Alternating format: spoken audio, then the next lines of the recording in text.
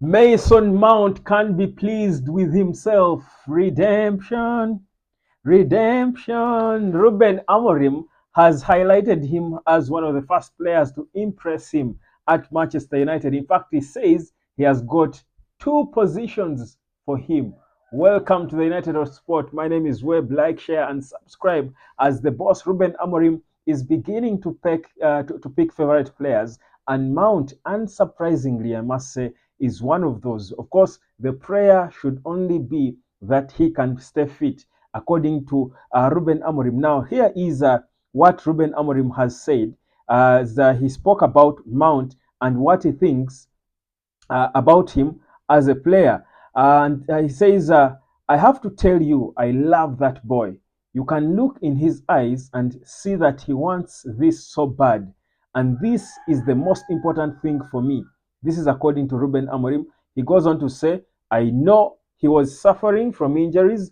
He was not on the pitch, but now he's trying to stay fit, and we hope he can continue to be fit to show all the talent that he's shown. For example, in Chelsea, he played in this system before, so it's perfect for him. I have two positions for Mason Mount, so he should be very happy.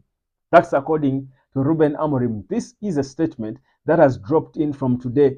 Today, of course, that was said by Amorim about this young man. Remember, ahead of his first game in charge of Manchester United, the confusion with many is that how certain players are going to fit into his team. And Mount, being one of those players who suffered most under Eric Ten Hag, is again being looked at critically as a player who might have to do a lot of work in terms of establishing a role for himself in the team.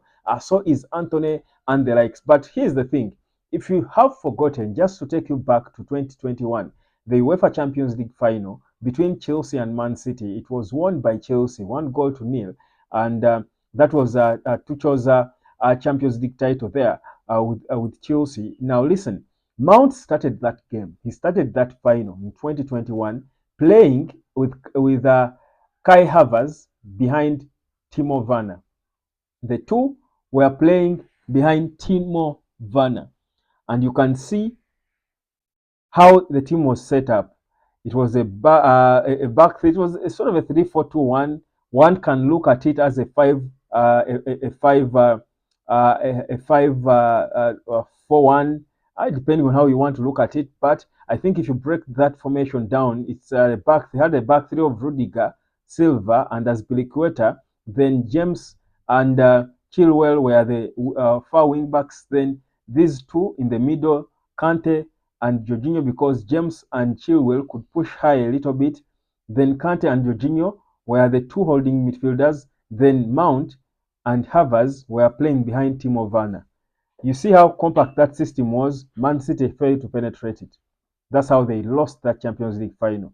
Now, the thing about Mount, his game, and why he can work in this formation is his ability to press, his work rate and ability to press. So I think obviously one of the two positions that Ruben Amorim has mentioned he has for Mount is that one of them is the same position behind the top guy, the striker, either on the left or on the right. I want to treat that as one position. I believe Mount can comfortably play there and be a contribution to the team. But I also believe Mount can comfortably play wide. I believe Mount can comfortably play wide, far wide, either where you see James or Chilwell. I think he can play in one of those wide positions. Of course, when they are pushed a little higher up the pitch or nearly the same line where you see Kante and Jorginho. So for United's case, that would have, of course, Casemiro and Kobe, or Ugarte and Kobe, where there is Kante and Jorginho, have Mount and Bruno Fernandes playing behind Rasmus Højlund. Now we've always been asking ourselves, what shape can we play that can allow Man United to have both Bruno Fernandes and Mason Mount on the pitch at the same time? I feel like we've got just the answer for you. I feel like it's right there. You see it right there. I feel like that is the shape that is going to give us, I think, a different view of some of these players who we have really we had given up on. And they see the beauty for me with a player like Mason Mount, and why I would be happy for him. I only hope that he can stay fit, is that Mount is a hard worker. For me, that's important. He's a hard worker, and you can see him trying to he has always tried to work for even the few times he has been on the pitch, because he hasn't played a lot of games at Man United. But you see him trying to work hard for the team, trying to fight and put in some shift even during his worst of times. So for me, that is commendable. That is credible. I want such players, because if you show the desire, and like Amorim has said, saw it in his eyes. If you show that will and desire to fight for the team, that's the character we talk about. Amorim can teach you how to play ball, how to play and fit into the system he plays. Just have the work rate and desire and the character. That's all we demand of most of these players. That is what we lacked in this team. So these players that have shown a bit of character, and I will surprise you that even Anthony might be one of the other players who perhaps have shown a good attitude with Ruben Amorim, because the thing is, Anthony was never a lazy player, if you recall. Actually, even during the worst of his games, Anthony kept running and tracking back under Eric Ten Hag, if you recall. The issue with Anthony was the things he was doing with the ball were just not working. He would lose the ball, but he was never lazy. I don't remember a single game where I would single out Anthony and I say Anthony was a lazy player. Anthony has always had the fighting spirit. For me, that's important. And if I'm to single out names of players at Man United who we know have got the fighting spirit, never mind their football and whether it fits in Amorim's team or not. Uh, Ahmad, I'll talk about Anthony, I'll talk about Hoyland, I'll mention Mount, obviously Bruno Fernandes. These players have never looked lazy, one bit, never. Of course, plus the some of the new signings, the likes of Delete. Talk about the likes uh, of course, the formerly injured Malaysia was always a hard worker. That's even his style. He's just a fighter, keeps running and chasing people like they stole a phone from him. You talk about Nusrael Mazraoui. You know Ugarte will certainly be a fighter, a hard worker. Kobe Maino, at some point, I think, got to a point where he either got fed up, he was let down, or he was just too exposed because of the spaces that were in the team at Manchester United, perhaps. But Kobe Maino, too, has always been a hard worker. So we know the hard workers at Man United, and these are the players that Ruben Amorim will certainly look at first.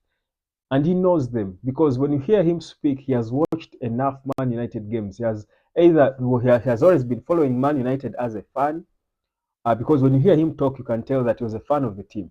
Or he has been taking time to watch the videos from the moment it was confirmed that he was going to take on the job. He has been watching a lot of videos and try to get to know about the players. So either way, we have some hard workers in there. In terms of the football, he has made it clear.